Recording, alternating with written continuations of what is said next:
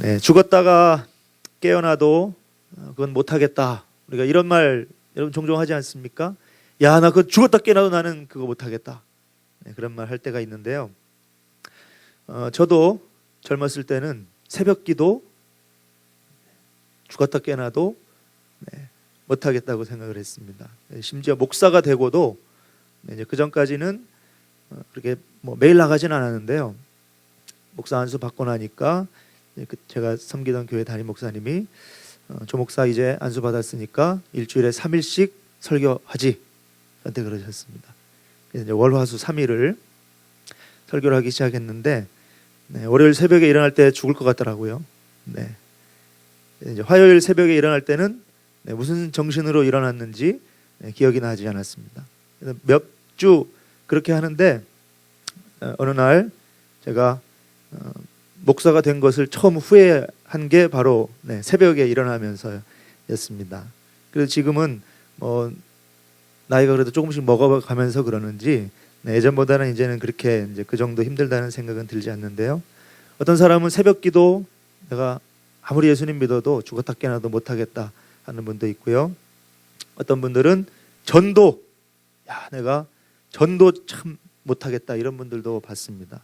또 어떤 사람은 다른 건 내가 다 해도 철야는 해도 금식기도는 못하겠다 이런 분도 있지 않습니까?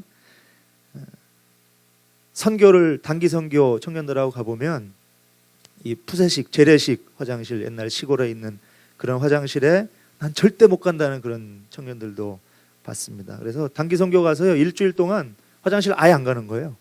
그래서 돌아와가지고 목사님 저 사실 화장실 한 번도 안 갔어요. 이렇게 이제 와서야 고백하는 그런 청년들도 봤습니다. 죽었다가 깨어나는 일은 특별한 일이죠. 보통 때와 특별한 때는 다른 일입니다. 응급 상황에서는 룰을 무시해야 될 때도 우리에게 있지 않습니까? 그런데도 못할 것 같다는 생각이 들 만큼 힘든 일이 우리들에게는 있습니다. 제가 중학교 1학년 때 저희 집이 갑자기 경제적으로 어려워졌습니다. 돈 아예 한 푼도 없는 그런 상황이 됐습니다. 그래서 당시에 이제 연탄을 뗄 때잖아요. 밥도 해야 되고 하는데 그래서 연탄 가게에 가서 연탄을 사와야 됐습니다. 몇 장을 사러 갔을까요? 한 장.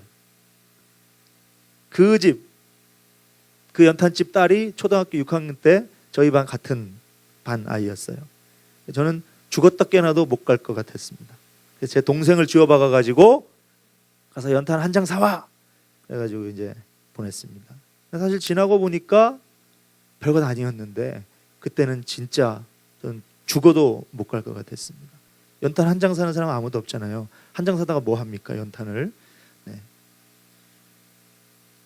오늘 본문은 우리가 너무나 잘 알고 있는 부자와 나사로의 비유입니다. 누가가 자신의 복음서에 기록하고 있는 세 번째 부자 이야기입니다. 첫 번째는 재물을 잔뜩 쌓아놓고 편히 쉬고자 했던 부자이고요. 두 번째는 불의한 청지기의 비유에 나오는 부자입니다. 그리고 세 번째가 이제 이 거지 나사로와 함께 나오는 부자인데요. 누가복음 16장 14절 이하에 보면 이 바리새인들에 대해서 예수님이 하시는 말씀을 통해 알 수 있는 것처럼 돈을 좋아하는 바리새인들을 향해서 하시는 말씀입니다. 이 부자라는 말은 아마도 바리새인들이 가장 좋아하는 말이었다고 생각합니다. 신앙에 있어서, 종교적인 면에 있어서는 철저하게 율법을 지키려고 노력하는 사람들이었지만 현실에서는 그들의 실제의 삶에서는 부자가 되기를 갈망하는 사람들이었습니다. 그래서 아예 별명이 돈을 사랑하는 사람들이다, 이런 별명을 갖고 있었다고 합니다. 이들처럼 신앙과 실제의 삶을 분리해서 생각하는 사람들을 향해서 오늘 예수님께서 말씀하고 계시는 겁니다. 이 비유에 세 사람이 등장하죠. 부자와 거지 나사로 그리고 아브라함입니다. 19절에 보니까 부자는 자색 옷과 고운 베옷을 입었다고 했습니다. 옷감이 발달하지 않은 이때에 이런 옷은 평상복이 아닙니다. 특별한 때에, 그 특별한 때마저도 보통 사람들은 입지 못하는 옷입니다. 그런데 이 부자는 어떻게 했다고요? 이 옷을 평소에 늘 입고 있었다는 겁니다. 또 날마다 호화롭게 즐겼습니다. 날마다 하루도 빼지 않고 먹고 즐겼다는 겁니다. 그런데 이와는 대조적으로 부자의 대문에서 먹고 자는 나사로가 나옵니다. 그는 거지였습니다. 평소에도 특별한 옷을 입고 지내는 부자하고 다르게 나사로는 옷 한 벌로 1년 365일을 지내야 했습니다. 그것이 옷이었고 또한 동시에 이불이었습니다. 몸에는 병까지 있어서 상처를 개가 핥았지만 막을 힘조차 없었다고 합니다. 부자가 먹고 즐기고 남은 것을 겨우 얻어먹어야 했습니다. 여기까지만 본다면 자녀들을 향해서 우리가 이렇게 가르쳐야 옳을 겁니다. 얘들아, 잘 봐라. 부자가 되어야지. 공부 열심히 안 하고 아무렇게나 사니까 거지가 돼서 이렇게 비참한 삶을 살잖아. 너 이런 거지가 되고 싶니? 애들이 뭐라고 할까요? 아니요. 그럼 공부 열심히 해라. 아이들은 부자의 삶을 동경하며 살게 되지 않겠습니까? 제가 상도동에 살았던 적이 있는데요. 연립주택 빌라가 있던 자리에 재개발을 해서 아파트가 들어서게 됐습니다. 그런데 초등학생들이 이런 얘기를 하는 겁니다. 야, 저 아파트가 여기 들어서면 이 동네의 빌라 값이 떨어진대. 고등학생도 아니고 초등학생들이 야, 그래서 어떻게든 그 아파트에 들어갔다가 다시 몇 년 지나서 다른 아파트로 옮겨야 된대. 듣고 보니까 저는 초등학생보다도 세상 돌아가는 걸 모르고 있다는 사실을 제가 그때 알았습니다. 우리는 이 비유의 결말을 알고 있죠. 나사로는 천국에 갔고 부자는 지옥에 갔다는 것입니다. 성공을 최고의 가치로 여기는 이 시대에 비추어 보면 이것은 충격적인 결말이라고 생각합니다. 신앙적인 면에서 보더라도 나사로가 예수님을 잘 믿어서 그래도 거지 신세는 면하고 천국에 갔으면 좋았겠다 이런 생각이 들지 않습니까? 그런데 나사로는 그냥 거지의 모습으로 그의 생을 마쳤습니다. 그의 장례식장을 우리가 상상해 볼까요? 장례식이라는 것이 있기나 했을까 이런 생각을 하게 됩니다. 나사로의 삶은 누가 봐도 실패한 인생입니다. 반면에 부자의 장례식은 어땠을까요? 그와 함께 매일같이 먹고 즐기던 사람들이 많이 찾아왔지 않겠습니까? 장엄한 예식이 치러졌을 것입니다. 그가 하나님을 전혀 모르는 이방인이었습니까? 지옥불 가운데에 아브라함에게 말하는 내용이 오늘 본문에도 나오죠. 그는 아브라함도 알고 하나님도 아는 사람이었습니다. 그래서 우리식으로 말하자면 목사님을 모시고 장례식을 치렀을 것입니다. 주위에서 보는 사람들이 야, 나도 저렇게 살다가 죽고 싶다고 생각하는 사람들이 많았을 수도 있습니다. 누가 봐도 부자의 삶은 성공한 인생입니다. 그런데 이야기가 여기서 끝나지 않죠. 나사로는 천국에 가고 부자는 지옥불에 떨어졌습니다. 이 두 사람의 삶을 이제 어떻게 설명해야 합니까? 저보다 세상의 이치를 더 잘 아는 초등학생들에게 어떻게 이 결말을 설명하시겠습니까? 예수님의 비유는 우리의 고정관념을 향해서 돌을 던지고 있습니다. 그 고정관념은 세 가지입니다. 첫째는 성공에 대한 것입니다. 무엇이 성공이고 실패인가에 대한 기준 자체를 예수님은 뒤집어 버리셨습니다. 두 번째는 축복과 저주에 대한 고정관념입니다. 가난이 저주가 아니라는 것이죠. 부자가 전부 축복은 또한 아니라는 것입니다. 축복은 가난하냐 부여하냐 하는 것과는 별 상관이 없다는 것입니다. 여기에 대한 오해가 우리의 믿음과 우리의 삶을 분리하는 결과를 가져오는 것입니다. 가난함과 부여함은 물질적인 영역과 영적인 영역 두 가지 모두에 적용될 수 있을 겁니다. 네 가지 경우의 수가 가능하겠죠. 물질적으로도 가난하고 영적으로도 가난한 것. 물질적으로는 부여하지만 영적으로는 가난한 것.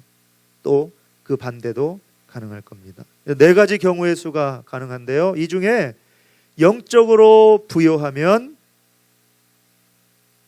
물질적으로 가난하든 부여하든 그 사람은 신앙과 삶이 일치하는 삶을 살 수 있다고 생각합니다. 여러분 어떻게 생각하십니까? 하지만 영적으로 가난하면 그가 물질적으로 부여하든 가난하든 그 사람은 삐뚤어진 신앙생활을 할 수밖에 없다는 것입니다. 가난하면 가난한 대로 그것이 그에게 짐이 될 것이고, 부여하면 부여한 대로 그의 영적인 가난함이 그 재물이 올무가 되어서 돌아올 겁니다. 결국 축복은 내가 가난하냐 부여하냐 하는 것과는 별 상관이 없는 것입니다. 세 번째 고정관념은 말씀에 대한 우리의 생각입니다. 부자가 아브라함에게 처음 부탁한 것이 무엇입니까? 나사로를 보내서 손가락 끝에 물을 찍어 내 혀를 서늘하게 해 주십시오 하는 것이었습니다. 물론 불가능한 요구였습니다. 그러자 다시 간청을 하는데, 그럼 나사로를 내 형제 5이 있는데 그에게 보내서 그 형제들이 제가 있는 이곳에 오지 않게 해 주십시오 라고 간청을 합니다. 그리고 이것 역시 거절당했습니다. 이유가 무엇입니까? 31절을 같이 읽어보겠습니다. 31절 말씀 함께 읽겠습니다. 이르되 모세와 선지자들에게 듣지 아니하면 비록 죽은 자 가운데서 살아난 자가 있을지라도 권함을 받지 아니하였다 하시니라. 아멘. 모세와 선지자들이라는 것은 성경을 가리키는 다른 말입니다. 하나님의 말씀을 듣고 깨닫지 못하면 죽은 자가 살아나간다고 하더라도 듣지 못한다는 것입니다. 여러분, 실제로 예수님은 마리아와 마르다의 오라비 나사로를 무덤에서 살리셨습니다. 그가 무덤에서 다시 살아나왔습니다. 바리새인들이 그것을 보고 예수님을 믿었습니까? 부자의 말은 틀렸습니다. 죽었다가 살아난 자가 있어도 믿지 않습니다. 우리는 말씀을 들으면서 어떤 기대를 갖습니까? 오늘 이 예배에 오시면서 여러분 어떤 기대를 하셨습니까? 하나님이 오늘은 내게 어떤 말씀을 하실까? 이런 기대를 하셨죠? 네. 아니면 혹시 오늘은 조 목사가 좀 설교를 좀 오늘은 잘하려나? 뭐 이런 생각 하셨습니까? 좀 그저 그런 늘 하는 뭐 성경에 나오는 그런 이야기 말고 좀 진짜 지옥에서 살아나온 사람의 말을 들으면 내가 정말 믿고 변화될 텐데, 뭐 우리가 이렇게 아쉬워하고 있지는 않습니까? 죽었던 나사로가 살아나와서 간증 집회를 하고 뭐 심령 대부흥회 이런 부활한 나사로 뭐 이래가지고 그런 걸 한다면 내가 정말 믿고 변화될 텐데, 뭐 이런 마음 가지고 계십니까? 같이 제자훈련을 받는 한 청년 자매가 제자훈련 하면서 나눔을 하는데 이번 주에 그런 얘기를 하더라고요. 담임 목사님이 이제 금요 기도회 때 하시는 말씀을 들으면서 너무 좋았다는 겁니다. 그러면서 야, 이건 나를 위한 말씀이구나 이런 생각이 들었대요. 그런데 말씀을 그렇게 생각을 가지며 들으면 들을수록 누가 생각나더라는 겁니다. 우리 다락방에 순장 언니가 생각나더라는 거예요. 지금 기도하면서 힘든 상황이지만 기도하면서 믿음으로 열심히 공부하고 있는 우리 언니에게 딱 맞는 말씀이구나 그런 생각이 들더라는 거예요. 그러면서 아, 이거 나에게 주시는, 나에게만 주시는 특별한 말씀이 아니었어 뭐 이런 생각이 들더래요. 그래서 같이 훈련받는 지체들이 막 그 얘기를 듣고 함께 웃었던 적이 있습니다. 나에게 딱 맞는 말씀이 좋은 것은 맞지만 그렇지 않다고 해서 하나님의 말씀이 아닌가요? 그렇지는 않습니다. 우리가 자칫하면 말씀을 내 중심으로 받아들일 수가 있습니다. 그렇게 되면 오해가 생기고 위험할 수도 있겠죠. 여러분, 청소년이나 청년 자녀를 두신 부모님들 여기 아마 꽤 계시는 것 같습니다. 젊은이들이 성경을 얼마나 믿는다고 여러분 생각하십니까? 제가 종종 청년들에게 질문을 많이 받습니다. 성경에 이런 얘기가 나오는데 이거 왜 그렇습니까? 뭐 이런 질문부터 시작해서 더 근본적인 전혀 성경을 믿지 못하겠다는 그런 질문들도 많이 받습니다. 실상은 우리의 자녀들이 성경을 사실은 잘 믿지 않고 있다는 겁니다. 예배에 잘 나오고 있다고 해서 우리가 안심하는 경우들이 많은데요, 사실은 안심할 수 없습니다. 성경을 하나님의 말씀으로 믿는 우리의 자녀들이 생각보다 너무 적다는 것입니다. 물론 믿음이 있습니다. 하나님을 믿고 교회도 나오고 성경을 부인하거나 전혀 내가 믿지 못하겠다거나 그런 것은 아닙니다. 하지만 성경을 온전한 하나님의 말씀으로 믿는 자녀들이 우리의 생각보다는 적다는 것입니다. 중요한 원인 중에 하나가 무엇일까요? 바로 부모된 우리가 말씀을 잘 믿지 않기 때문입니다. 제가 고3 때 저희 어머니에게 이런 말을 들었습니다. 제가 고등학교 1학년 때부터 교회를 다녔는데요,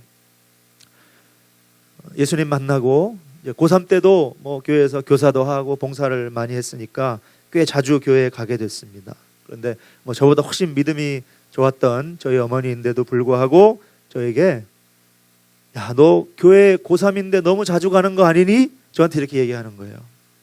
제가 기분이 좋았을까요? 나빴을까요? 기분이 나빴습니다. 아니, 하나님 믿는다는 우리 어머니가 어떻게 나에게 저런 말을 할 수 있을까? 거기서 화를 낼 수도 있고 이야기를 할 수 있었을 텐데 아무 말 하지 않고 제 책상으로 와서 물감을 꺼냈습니다.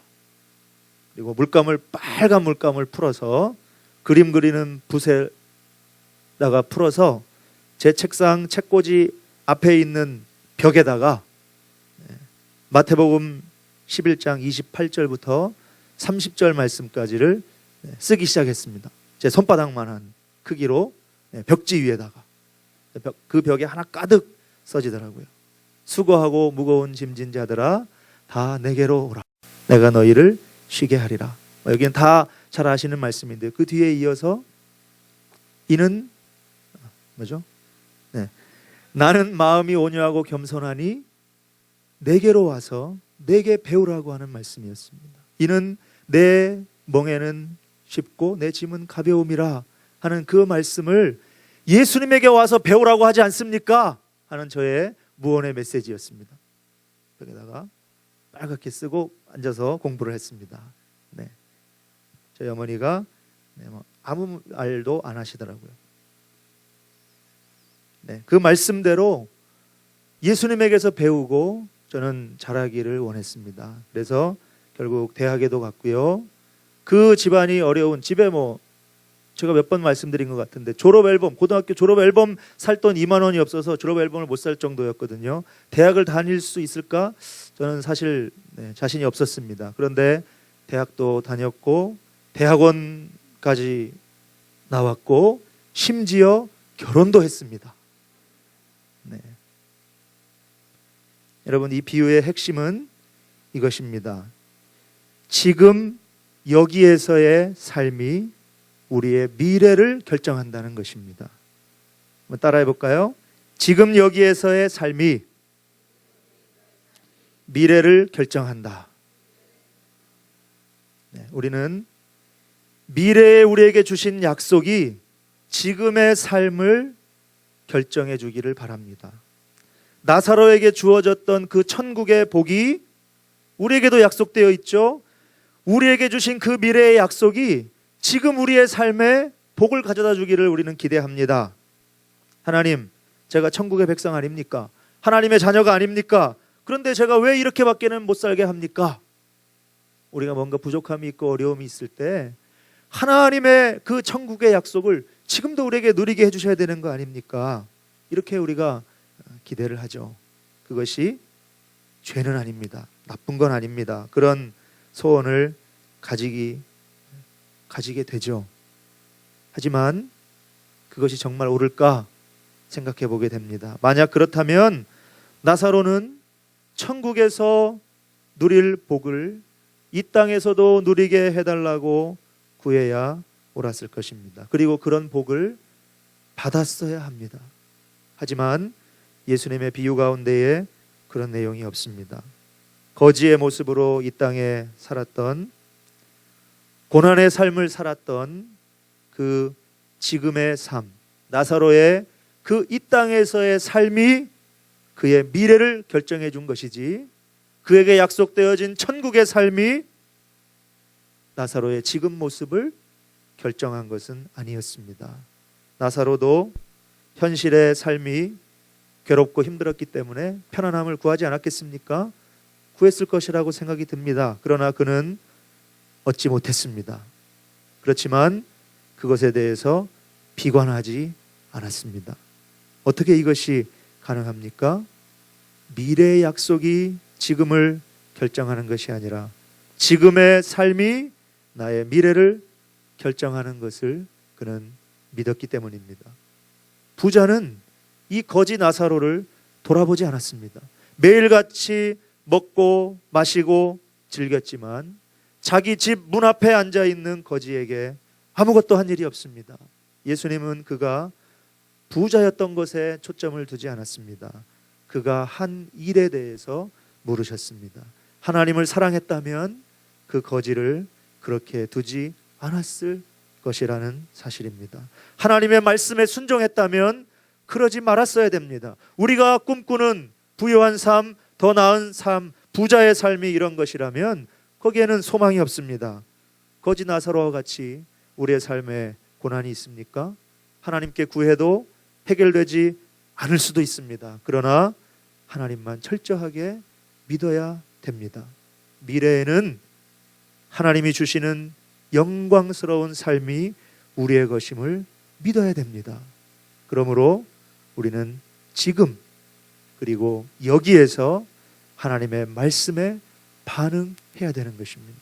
한 번 더 저를 따라해 보겠습니다. 지금 여기에서 말씀에 반응하라. 아멘입니까? 네. 반응하지 못하는 것에 대해서 우리가 핑계 댈 수 없습니다. 하나님이 더 잘 아시지 않습니까? 제가 지금 이렇게밖에 살 수 없는 이유를 하나님 잘 아시잖아요. 우리가 이렇게 기도할 때 있죠. 하나님은 아시죠? 하나님은 우리가 그렇게 살지 않을 수도 있다는 것 역시 너무나 잘 알고 계십니다. 만약에 우리가 그렇게 핑계할 수 있다면 나사로가 스스로 자기의 삶을 포기했더라도 당연하다고 인정해야 할 것입니다. 아이고 당연하지. 그렇게 어떻게 살아? 나라도 삶을 포기했겠다. 이래야 됩니다. 하나님 이것 때문에 안 됩니다. 저것 때문에 못하겠습니다. 저 사람 때문에 안 됩니다. 얼마든지 우리가 핑계를 댈 수 있습니다. 그러나 하나님의 대답은 언제나 하나입니다. 아니, 그런 것은 이유가 되지 않는다는 거죠. 지금 이곳에서 내 말에 반응해야 한다. 이렇게 말씀하시는 것을 여러분 믿으시기를 바랍니다. 제가 열혈 청년 전도왕이라는 책을 읽었습니다. 부산에 사는 청년의 이야기인데요. 불교 중학교를 다녔고 불교 학생 회장을 했습니다. 아주 독실한 불교 신자였습니다. 하나님의 인도하심으로 어떻게 친구의 이 꼬드김에 넘어가서 기독교 고등학교에 입학을 하게 되고 종교 시간에 그 가르치던 전도사님에게 천국과 지옥 얘기를 듣다가 하나님 앞에 항복하게 되었습니다. 그리고 그 후로 영혼 구원에 대한 열정을 가지고 전도를 하기 시작합니다. 3,500개나 되는 친구들, 이웃 사람들 전화번호를 핸드폰 한 개에 저장이 안 되니까 4개 되는 핸드폰에다가 저장을 하고 가지고 다니면서 그 친구들을 관리하고 전도를 했습니다. 정말 대단한 젊은이였습니다. 이 청년이 어떻게 전도를 잘했을까요? 하나님의 말씀에 즉각 반응했기 때문입니다. 전도에 성공한 이야기가 책 속에 수없이 나오더라고요. 그 중에 누나를 전도한 이야기가 나오는데요. 누나가 결혼해서 아이를 낳습니다. 그랬더니 어머니가 야, 우리 아랫집에 와서 살아라. 누나를 아랫집에 오게 됐습니다. 처음엔 좋았죠. 그런데 누나는 애 키우느라 바쁘고 엄마도 그 조카를 돌보느라 정신이 없으니까 심부름만 할 일만 있으면 이 청년을 찾는 거예요. 야, 빨래 좀 걷어와라. 좀 사와라. 처음에는 즐겁게 했는데 이게 점점 거듭되다 보니까 막 짜증이 나고 힘이 들었답니다. 막 불평을 하고 그랬는데 이제 기도를 하다가 내가 이거 잘못했구나라는 생각이 들어서 회개를 했답니다. 그런데 그때 하나님이 그 누나와 엄마를 전도할 아이디어를 주셨대요. 그게 뭐였냐면 내가 심부름 하나씩 해줄 때마다 그 왜 학생들에게 찍어주는 도장 있잖아요. 참 잘했어요 이러면서 찍어주는 도장 있죠. 그 도장을 5개 받으면 5번 심부름을 해주고 그 도장이 채워지면 교회에 한 번 가기, 이렇게 이제 약속을 한 거예요. 그래서 얘기를 했답니다. 그랬더니 싫어 이럴 줄 알았는데 곰곰이 얘기를 듣더니 뭐 안 하려면 하지 말든가 뭐 이랬더니 이제 조마조마한 마음으로 안 한다 그러면 어떡하지 그러는데 그래 좋아 이렇게 이야기하다는 겁니다. 그래서 그 다음부터 어떻게 했을까요? 심부름을 신나게 뭐 빨래 걷어오라면 걷어오고 뭐 사오라면 사오고 그렇게 해서 5번이 채워지면 이제 교회에 한 번 가기로 한 겁니다. 그래서 누나 그 부부가 그리고 그렇게 한 번씩 교회를 오다가 결국 예수님을 믿게 되었다, 그런 이야기도 나오더라고요.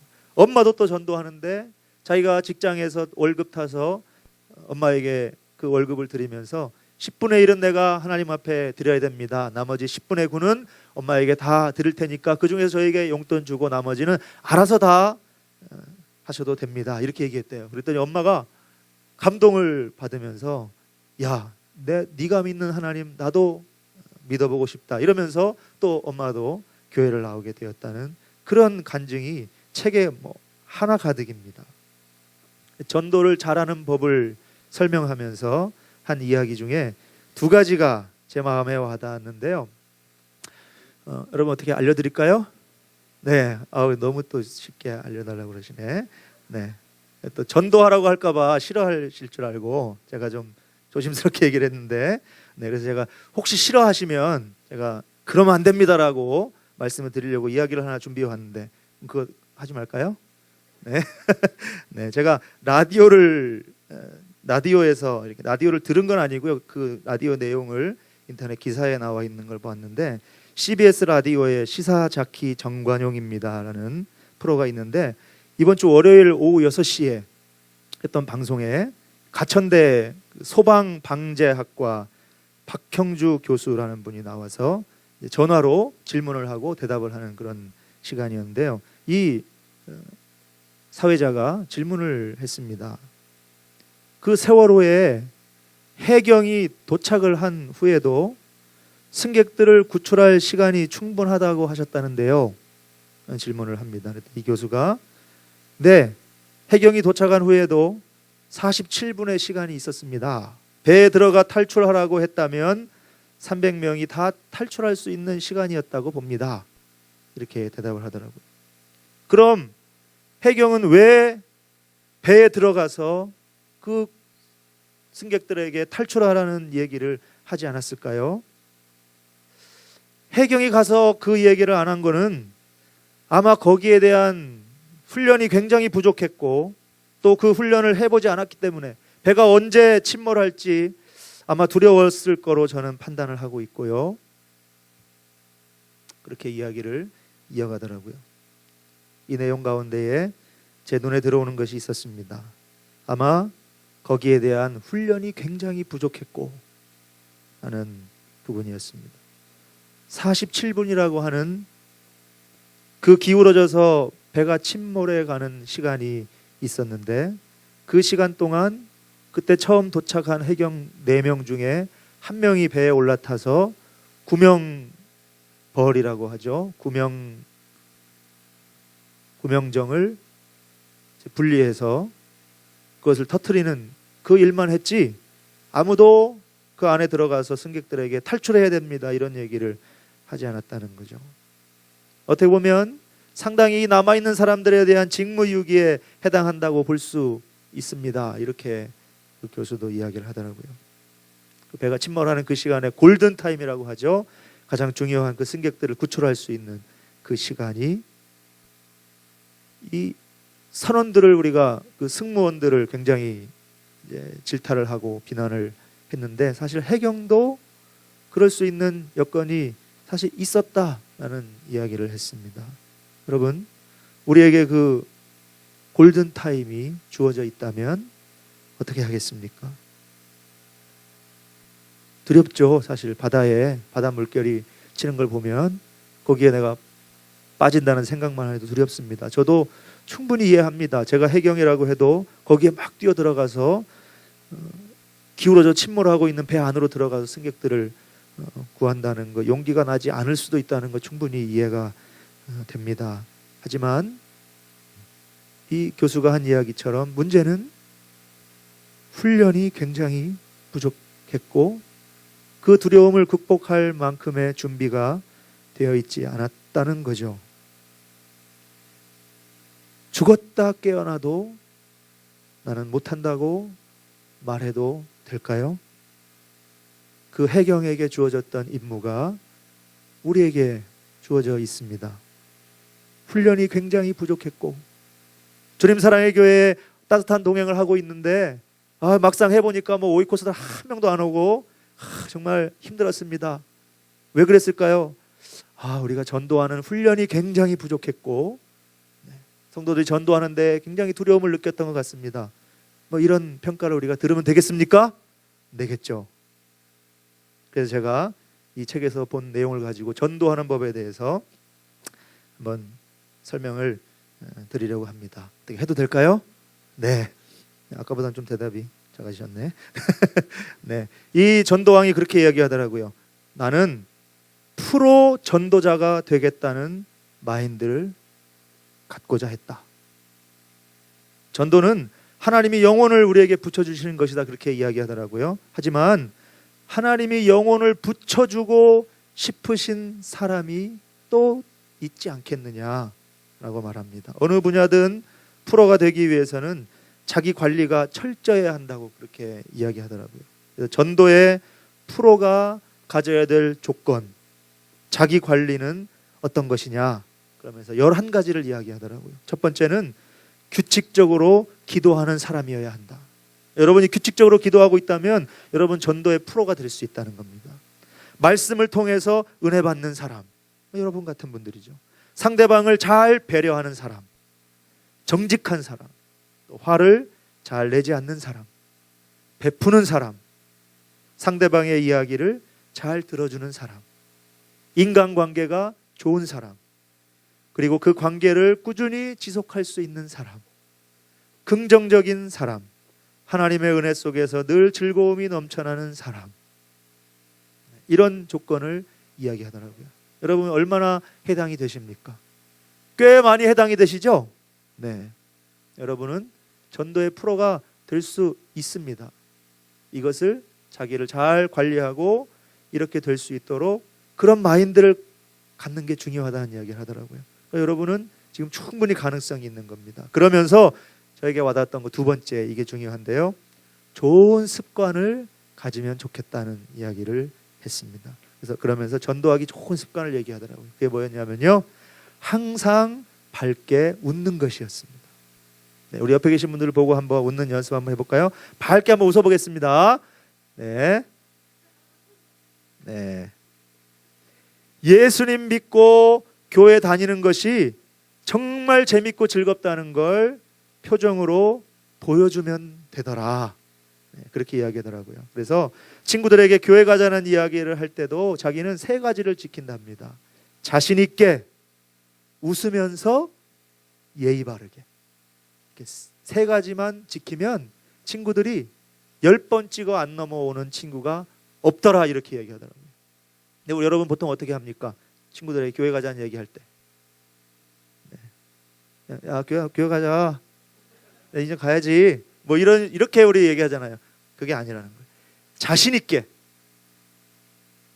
소진아 교회 가자. 웃으면서, 소진아 교회 가자. 예의 바르게, 그냥 대충 얼버무리듯이 하지 말고, 그러면 정말 10번 찍어서 안 넘어가는 친구가 거의 없었다고 그렇게 이야기하더라고요.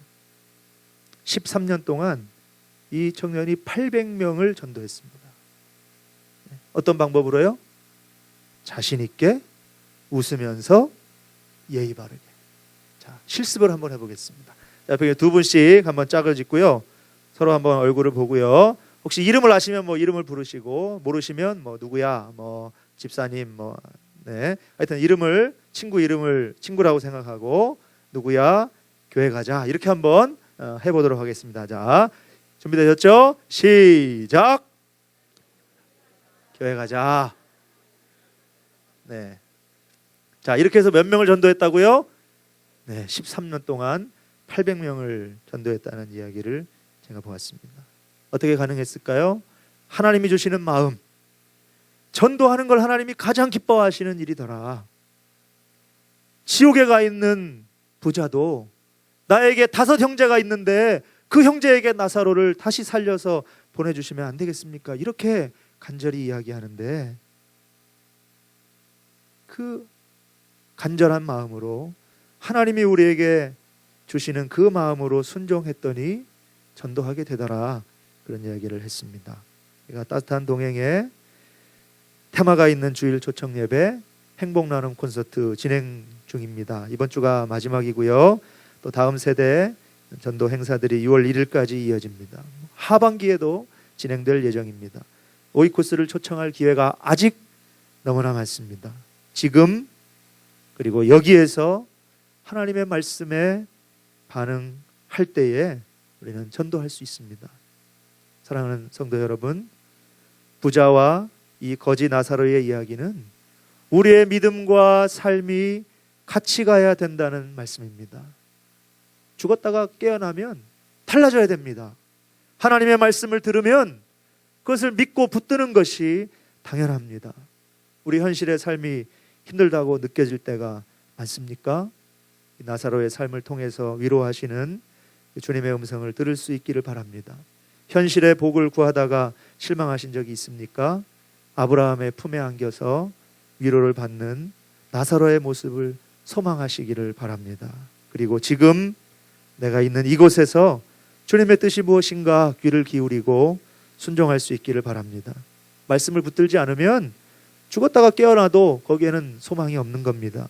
부자는 자신의 돈을 믿었습니다. 나사로는 오직 하나님만 믿었습니다. 거지였던 나사로는 하나님만 믿었기 때문에 거지여도 괜찮았습니다. 저도 생각해 봤습니다. 나도 거지처럼 살 수 있을까? 전 죽었다 깨어나도 거지로는 못 삽니다. 이런 생각 들지 않습니까? 그런데 이 말은 하나님만 믿고는 참 살기 어렵습니다, 이런 뜻 아니겠습니까? 우리 옆에 계신 분들에게 이렇게 한번 축복해 볼까요? 믿음과 삶이 같이 가야 합니다. 얘기해 보겠습니다. 믿음과 삶이 같이 가야 합니다. 죽었다 깨어나도 순종해야 됩니다. 네, 마지막으로 제가 오늘 그 제자반 카톡방에 한 형제가 올린 오늘을 위한 기도라는 기도문인데, 이걸 읽으면서 야, 오늘 내가 말씀 전하면서 이걸 꼭 함께 나눠야 되겠다는 생각이 들어서 마지막으로 이 말씀, 이 기도문을 함께 나누려고 합니다. 잃어버린 것들에 애달파하지 아니하고 살아있는 것들을 연연해하지 아니하며 살아가는 일에 탐욕하지 아니하며 나의 나됨을 버리고 오직 주님만 내 안에 살아있는 오늘이 되게 하소서. 가난해도 비굴하지 아니하며 부유해도 오만하지 아니하며 모두가 나를 떠나도 외로워하지 아니하며 억울한 일을 당해도 원통해하지 아니하며 소중한 일을 상실해도 절망하지 아니하며 오늘 살아있음에 감사하고 감격하는 오늘이 되게 하소서. 누더기를 걸쳐도 디오게네스처럼 당당하게 가진 것 다 잃고도 욥처럼 하나님을 찬양하며 천하를 다 잃고도 다윗처럼 엎드려 회개하는 넓고 큰 폭의 인간으로 넉넉히 사랑 나누는 오늘이 되게 하소서. 아멘. 이것이 우리의 기도가 되기를 원하고요. 나사로처럼 거지가 되더라도 하나님이 우리를 어떻게 만드셨고 얼마나 사랑하시는지 기억함으로 내가 이제 어떻게 살아야 할지, 어떻게 하나님을 기쁘시게 하며 살아야 할지 깨닫고 순종하는 여러분 되기를 주님의 이름으로 축복합니다.